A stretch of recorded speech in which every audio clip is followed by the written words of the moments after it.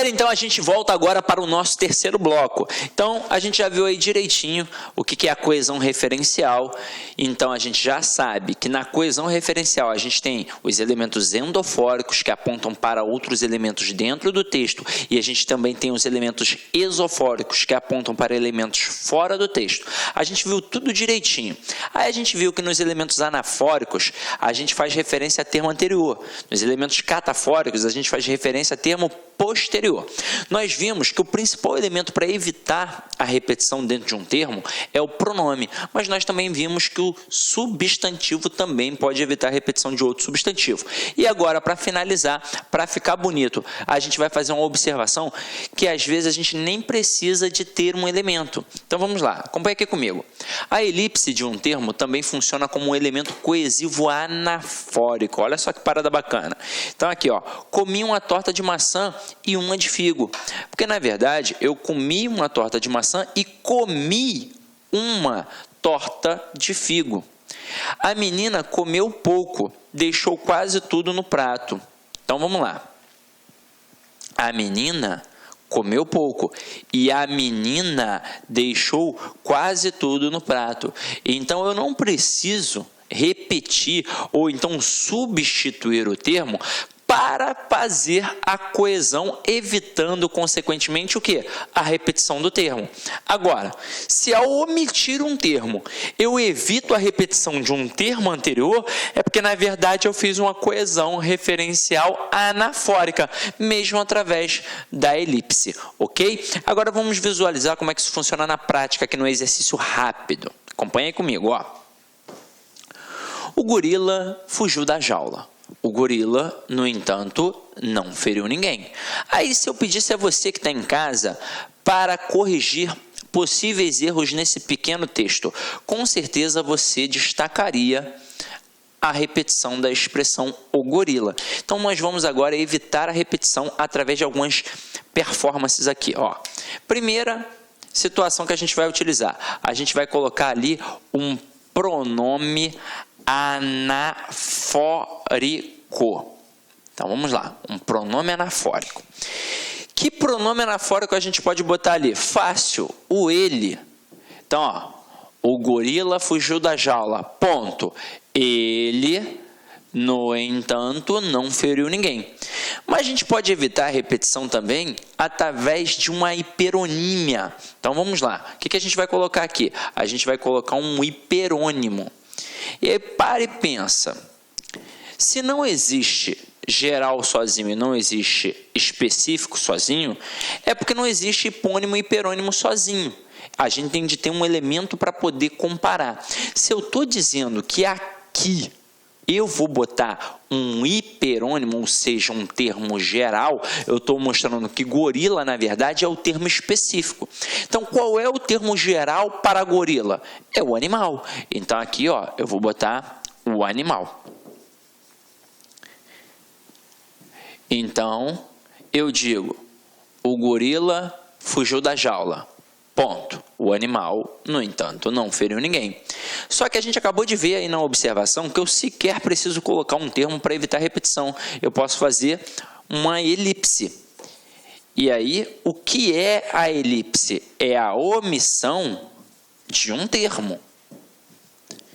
Ou seja, no caso aqui, será o chamado zero absoluto. Então, a gente vai fazer as devidas adaptações de minúscula para maiúscula, é claro. Então, vamos lá. O gorila fugiu da jaula. Ponto. É o zero, né? No entanto, não feriu ninguém. E aí diz para mim, quem foi que não feriu ninguém? O gorila. Então, o meu conhecimento de mundo permite saber que quem não feriu ninguém foi o gorila. Ou seja, o texto está coeso e coerente. Então, aqui a gente fez um processo de coesão referencial. E em todos os processos, seja utilizando um mero pronome ou um substantivo de valor hiperônimo ou a omissão, a gente sempre evitou a repetição de um termo anterior. Ou seja, nos três processos eu fiz uma coesão referencial anafórica.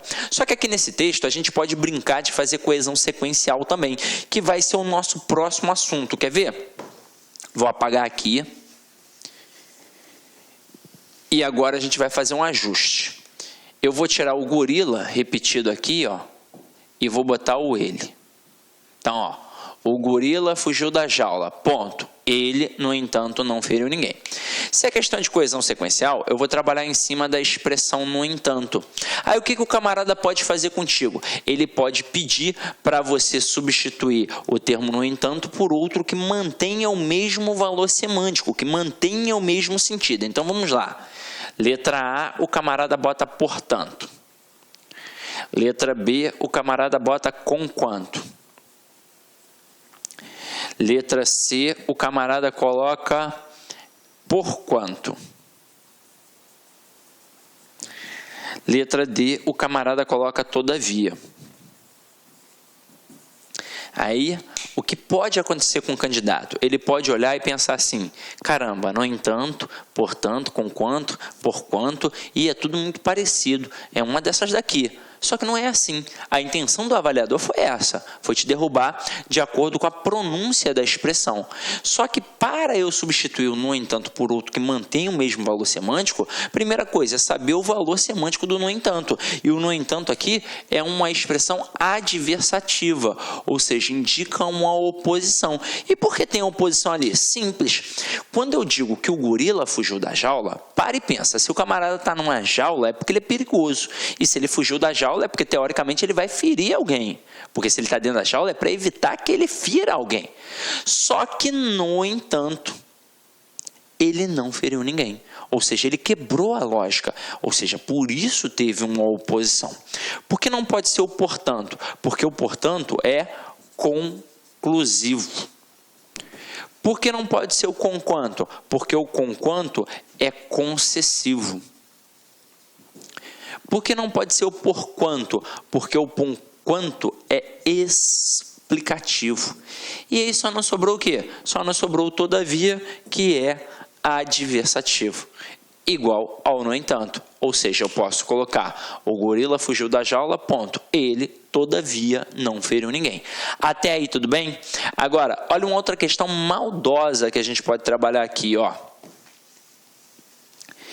Eu boto assim, ó. O gorila fugiu da jaula, ponto. Ele, no entanto, não feriu ninguém. Aí eu destaco, no entanto, e peço para que você substitua por um outro elemento que não possa, ou seja, que não mantenha a mesma estrutura. Então, ó, dentre as opções abaixo, qual é aquela que não pode substituir o termo destacado? Aí o cara vai e faz assim, ó, porém, todavia, contudo e mais. O aluno pira. Por quê? Porque a primeira coisa é, se eu vou trocar por um que não possa substituir, né, se eu vou ter que assinalar um que não consiga manter o mesmo valor semântico, eu vou assinalar um que não seja adversativo. Só que aí o que o cara faz? Ele bota todas adversativas. E aí você fica, opa, essa questão vai ser anulada. Mas não vai ser. Observem, o no entanto aqui, ele está entre duas vírgulas. Por quê? Porque ele é uma expressão deslocada. Afinal de contas, a conjunção ela serve para ligar orações. Então, ela fica no meio das orações. Então, teoricamente, vem a primeira oração, uma vírgula e a conjunção, e depois vem a outra oração. Quando essa conjunção é deslocada, ela tem de ficar entre vírgulas. Foi o que aconteceu aqui. E quando a gente tem uma conjunção deslocada, a gente não pode utilizar o mais, porque o mais não pode ser deslocado. Todos os outros podem, mantendo inclusive o mesmo valor de oposição. Então, posso dizer, o gorila fugiu da jaula, ponto. Ele, no entanto, não feriu ninguém. Ele, porém, não feriu ninguém. Ele, todavia, não feriu ninguém. Ele, contudo, não feriu ninguém. Mas não ficaria bacana e nem aceitável gramaticalmente dizer o gorila fugiu da jaula, ponto. Ele, mas não feriu ninguém. O mais caberia se ele estivesse na posição original. Se eu falasse assim, ó, o gorila fugiu da jaula, vírgula, mas não feriu ninguém. Aí, ok. Agora, deslocar não rola. O mais é uma conjunção que não pode ser deslocada, ok? Então, continuando na nossa brincadeira, a gente agora vai para a coesão sequencial, que você meio que já sabe o que é, mas eu vou enfatizar os aspectos para você poder gravar ainda mais. Então, aqui, ó, as conjunções e as preposições, assim como as locuções conjuntivas e prepositivas estabelecem relações lógicas entre as ideias. Quando a gente pega a preposição, a lógica da preposição é um pouco mais esvaziada. Então, depende muito do contexto ao qual ela está inserida. Depende muito da expressão a que ela está ligada, para aí sim definir alguma coisa. Por exemplo, eu pego a preposição com. Ela pode adquirir algumas nuances. Se eu falar que Pedro saiu com Paulo para tomar uma cerveja, a preposição com está exprimindo um valor semântico de companhia. Agora, se eu falo que o Pedro feriu Paulo com a faca, aí eu já estou exprimindo um valor semântico de instrumento. Mas as conjunções, elas têm os valores mais fortes. Agora, é óbvio que a gente vai avaliar o contexto, mas um porém, por exemplo, sempre vai ser adversativo, sempre vai indicar uma oposição. Agora, vem aqui comigo para os exemplos. Caso precise de mim, telefone. Então, o termo caso, ele indica o quê? Uma condição. Ou seja, só é para telefonar se realmente precisar, porque se não precisar, não gaste o meu tempo. Agora aqui, assim como o Brasil, outros países latino-americanos estão crescendo. Esse assim como define uma relação de comparação, ou seja, o Brasil está crescendo como os outros países latino-americanos. Então, gravem as conjunções. Essa é a verdade, tá? Agora, se você não fez a aula de conjunção na parte gramatical, saiba que você pode adquirir esse produto gratuito, só o de conjunção, no site cidconcurso.com.br, no menu documentos.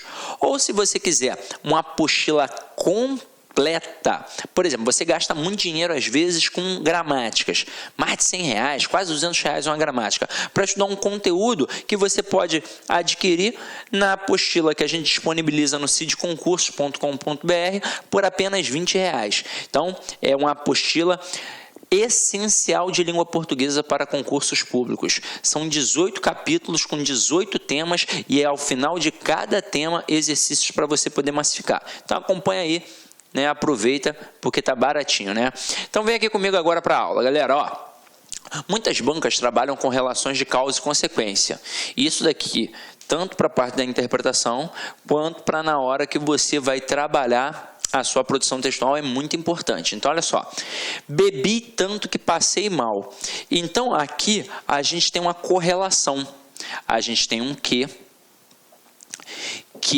depende de uma estrutura intensificadora, como as palavras tanto, tal, tão e tamanho, e aí nesse momento a gente marca que há uma relação de causa e consequência. Sabemos que a causa é a origem de um processo e a consequência é o que decorre diante daquilo. Então, quando eu digo que bebi tanto que passei mal, a causa é ter bebido muito. E a consequência de ter bebido muito é ter passado mal. Quando acontece essa expressão do que com um elemento intensificador, você só precisa gravar que a causa sempre ficará do lado do intensificador e a consequência é sempre do lado do que. Agora, como bebi muito, passei mal. Olha uma dica que eu vou te dar. O como, ele pode trabalhar principalmente 3 valores semânticos. Comparação, pode trabalhar conformidade e pode trabalhar causalidade. Quando ele estiver no meio da estrutura, provavelmente ele está trabalhando comparação e conformidade. E aí é só você avaliar e perceber se tem uma relação de igualdade. Se eu digo assim, João é esperto como José. João é inteligente como José. Então, ali eu tenho uma relação de comparação. Eu consigo dizer que eles são, iguais, pensam iguais, né? Então, vamos lá. Agora, quando eu digo que o João joga futebol como o treinador orientou, a gente já sabe que aí não tem uma relação de igualdade. Ele não joga igual o treinador, ele joga conforme o treinador orientou. Aí isso é fácil para poder analisar. Agora, se o como encabeça a estrutura, com certeza é um como causal. E aqui, como bebi muito, passei mal. E aí perceba, o fato do camarada ter bebido muito é a causa para a consequência de ter o quê? Passado mal. Então, fica a dica aí, tá? Gravem as conjunções. Agora, Acompanhe aqui comigo. Outras bancas trabalham com relações de oposição, adversidade e concessão. Isso aqui, galera, é o seguinte. Quando eu digo assim, umas bancas trabalham assim, outras bancas trabalham acolá, na verdade, as bancas, elas trabalham sempre esses valores semânticos. Umas têm preferência por causa e consequência, outras têm preferência por oposição. Na verdade, a maioria até tem preferência pela oposição. Porque quando a gente trabalha aqui, a gente tem que deixar bem claro que quando a gente fala de oposição, que é a base da argumentação, dentro da oposição eu tenho a adversativa, que é uma conjunção coordenativa, e eu tenho a concessiva, que é uma conjunção subordinativa adverbial. Se as duas indicam oposição, alguma diferença tem de ter entre elas. A diferença é que a adversativa serve para enfatizar e a concessiva serve para minimizar. Sidney, não entendi nada. Então, vamos lá. Se serve para enfatizar, serve para deixar o argumento forte. E se serve para minimizar, serve para deixar o argumento o quê? Fraco. Então, acompanha aqui comigo nos exemplos agora. Ó. Quando a gente diz aqui, ó, choveu, mas fui à praia. E fui à praia, mas choveu. Onde eu coloco a conjunção adversativa, eu sempre enfatizo. Sempre, sempre, sempre. Então, aqui, ó, choveu, mas fui à praia. Eu enfatizei o lado daí da praia e minimizei o lado da chuva. Então, beleza, choveu. Mas não importa. O que importa é que eu fui à praia. Então, estou diante de uma pessoa feliz. Agora, fui à praia, mas choveu. Então, enfatizei a chuva e minimizei a ida à praia. Então, no final das contas, o que importou? A chuva, que acabou estragando o quê? O meu passeio. Agora, observem, em relação à interpretação. Quando a gente pensa em compreensão e interpretação, essas duas frases, em relação à compreensão, elas são idênticas. Mas em relação à interpretação, elas são diferentes. Por que elas são idênticas em relação à compreensão? Porque nas duas frases teve chuva e teve ida à praia. Isso foi exposto, está dentro do texto. Agora, em relação à interpretação, que exige um pouquinho mais de conhecimento de mundo, elas são diferentes. Mesmo nós tendo utilizado a conjunção adversativa nas duas frases. Só que é o seguinte, tem de observar qual foi a posição em que argumento eu coloquei a adversativa. Isso é uma chamada questão de reescritura de frase. Por mais que eu tenha utilizado a conjunção mais, que é a adversativa, as duas frases acabaram sendo diferentes na interpretação. Por quê? Porque a gente colocou o mais em argumentos diferentes nas frases que aqui a gente apresentou. Então, na primeira, a gente colocou o mais do lado daí da praia. Então, enfatizamos aí da praia. Na segunda, a gente colocou a conjunção do lado da chuva. Então, enfatizamos a chuva e por isso acabou sendo diferente. Olá, meus amigos, minhas amigas. Eu sou o professor Lac e com muito prazer, muita satisfação, estou aqui para apresentar uma grande proposta pedagógica para você. Mas antes disso, eu gostaria de pedir para você desculpas porque eu estou interrompendo o seu vídeo. Mas esse vídeo, essa videoaula é uma aula demonstrativa para você conhecer o potencial da LAC Concursos. Nós aqui da LAC Concursos somos um site especializado em concursos públicos, principalmente na área de segurança pública do estado de Mato Grosso. E nós preparamos vários cursos online específicos para vocês. Este vídeo é um vídeo destinado para aquele que sonha ser soldado combatente da nossa gloriosa Polícia Militar ou do nosso Corpo de Bombeiros Militar. Então, nosso curso é 2-1. Ah, professor, tem matérias comuns? Sim, 80% são disciplinas comuns. E nós temos algumas disciplinas especiais do Corpo de Bombeiros, onde lá na pasta do aluno está separado CBM, ou seja, serve apenas para o Corpo de Bombeiros Militar. Professor, explica para a gente aqui como é que funciona. Cara, nós temos cursos completos aqui, super atualizados. Temos o curso online, tá? 10 de R$40, o melhor custo-benefício, tanto para PM quanto para Corpo de Bombeiros. Temos o nosso curso presencial, que é 10 de 120. Inclusive, no curso presencial, o aluno tem direito à transmissão ao vivo, que começa no dia 17 e vai até o dia 18 de fevereiro, ou seja, um dia antes do nosso aulão de véspera, que é o dia 19, dia 20 é a prova. Temos também o aulão de véspera presencial, tá, que custa apenas, olha só, R$100, você divide aí em 10 vezes, e nosso aulão de véspera online. Esse aulão de véspera nosso são de 10 horas. 10 horas com o aulão de véspera de professores aqui de Cuiabá que conhecem a banca da UFMT. Muitos são egressos da banca da UFMT. Então, galera, olha só, vem estudar conosco, que aqui eu tenho certeza que a maioria esmagadora dos alunos aprovados no concurso da Segurança Pública serão alunos da LAC Concursos. Eu garanto isso para vocês. Meus amigos, vem estudar conosco, fiquem com Deus. Tchau, tchau.